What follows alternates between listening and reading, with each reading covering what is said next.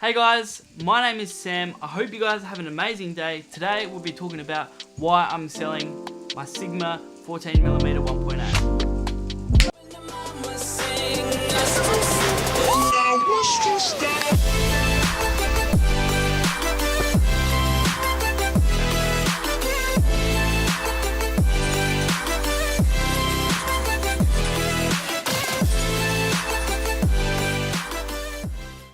Okay guys, just for full disclosure at the start, I've had this lens for about 6 months.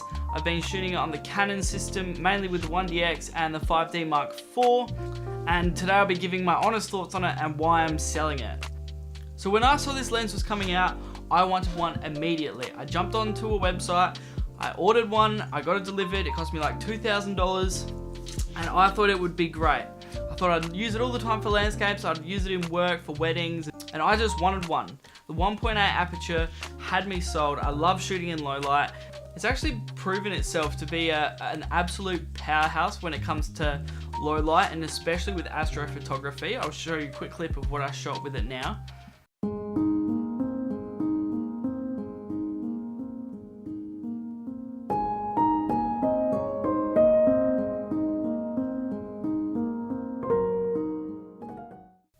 So I shot that with a 1DX Mark II on a tripod with a Canon remote so I could do a time lapse. I took a heap of photos, put them all together, put them on Lightroom. That's the best way to do time lapses if you guys are wondering. Just take a heap of photos and then you can shoot it in RAW, and then you got so much editing capabilities.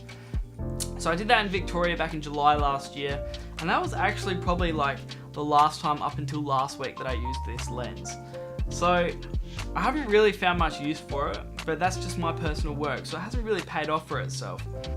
I've used it once in a YouTube video, but apart from that, I haven't really used it a whole lot. Because of that really low aperture, I've been able to recover more detail with a shorter shutter speed while I've been shooting astrophotography, which is really handy. The build on this lens is absolutely insane. It's actually like a brick, but it's so heavy. So keep that in mind if you're looking at buying one. If you put this on your camera, it's definitely going to outweigh it, and it's going to chuck it off axis a little bit. I wasn't able to balance this on the Xeon Crane 2 with my Canon 5D because it was just too heavy forwards, and there's no extra mounting point here, so it was always just pulling forwards. On my Ronin S, I'm able to get it balanced, but it's a fine line. The bokeh on this lens is insane. I love using it for like low light situations where there's lights in the background, so you get that nice little bokeh effect, and it looks really cool. But yeah, once again, I've probably only used it once or twice for those situations. Comes in a really well protected case from Sigma, and it makes it really easy to travel around with, except for the fact that the case is so big. And like, this is the lens, and the lens is like almost the size of my head, and this is the box. Like, it's huge. It doesn't really fit in my camera bag, so I've had to carry it separately. Luckily, it comes with some neck straps, so you can just chuck it around your neck, but it's still too heavy for your neck. This is heavier than my 5D. The only issue with the bokeh is I find that you have to have your subject really close to the lens for it to be able to work. As soon as you start moving back at all, you start losing that bokeh effect and everything starts to come into focus. That's just because of the wide angle. Also saying that this lens really struggles to lock autofocus in low light situations, which kind of sucks. Like, that's the downside of this lens, is the autofocus is not that great. Sometimes it'll lock on really quick, but it's really unreliable and inconsistent with its work. Hopefully that didn't shift my frame at all. My SD card just ran out. The good thing about the autofocus on this lens is it's extremely quiet. I can take audio off of the camera and you can barely hear it.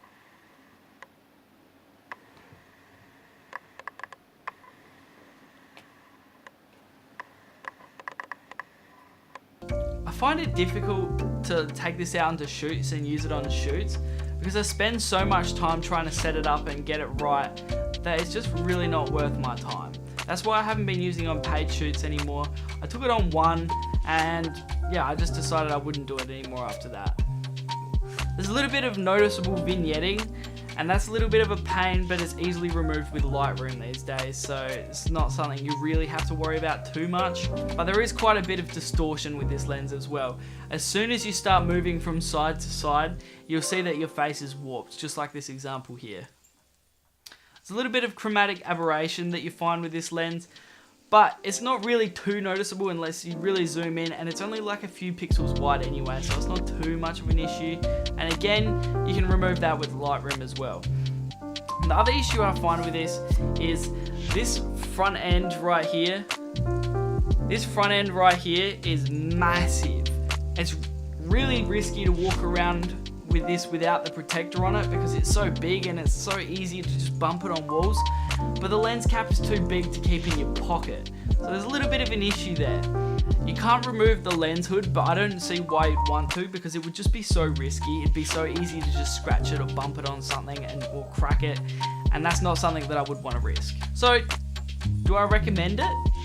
This lens is great for astrophotography and real estate, but I couldn't really see it being used too much anywhere else. Maybe with landscapes, but I don't know. It's all about your creativity and what you want to do with it. So if you can justify spending the $2,000 on this thing, or I think it's like down to 1,700 or something Australian dollars these days, then sure, go ahead. If it's gonna expand your creativity and you want to do it, you do you. So personally, I haven't been able to find any major benefit over my 35mm 1.4 by Sigma, my Canon 24-70, and yeah, it just takes too long for me to get right. I can't get the focus right all the time, and I just decided that I don't want to sell it because I don't use it too much anymore, and I haven't earned my money back on it. So I'm at a stage of business where I don't want to reinvest my own money into it too much at the moment.